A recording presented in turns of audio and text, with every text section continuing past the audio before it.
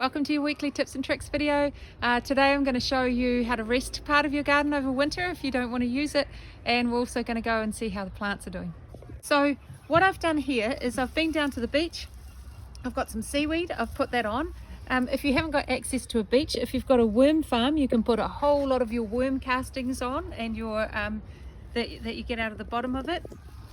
Or you can put a little bit of compost on if you have to buy in some compost, and then put a layer of mulch over the top, and that's just going to protect it from getting weeds, and then you can pretty much leave it all winter. And what you'll find underneath is that it just, the microbes do their work, and you'll get this lovely soil layer. Everything will start breaking down, and by the time you want to start planting in spring, it'll be amazing soil for you to work with.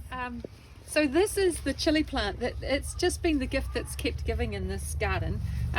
I have still got chilies coming off here, so I'm going to take this off, but also I'm just about coming to the end. I've got a few more chilies happening on here, and then I'm going to take this whole plant out. In actual fact, this chili plant would grow and stay in the ground and would produce next year as well.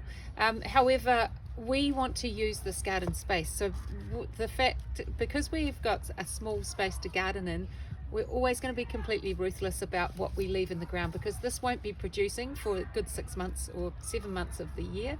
So we're going to take it out, and then we're going to make sure that we're putting producing plants in, because we're getting seedlings every month.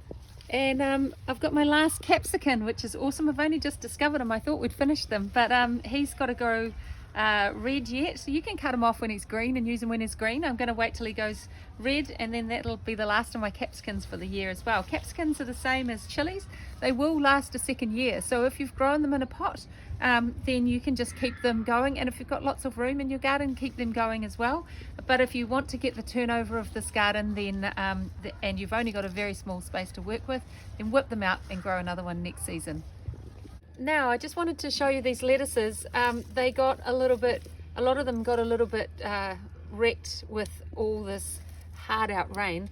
I've also been plucking a lot of these, which is great, but look at the ones that are sitting in the garden here. They're absolutely blown, so that's all good. That's just what happens sometimes, and I'm going to have to get rid of those. I might get a few. I'll let that one go for a little while. He's probably just going to create a few more leaves before I'll take him all the way out. Oh no, did I do that? Oh yeah, there we go. We might have a few more leaves there, but he's pretty much gone. These ones will be fine.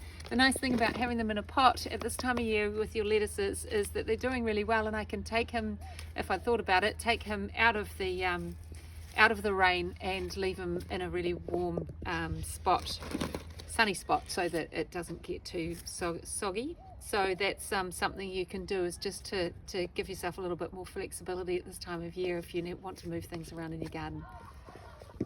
As always, just keep remembering to pick the one thing that's thrived really well during all of this rain has been the kale and the silver beet. It's going great.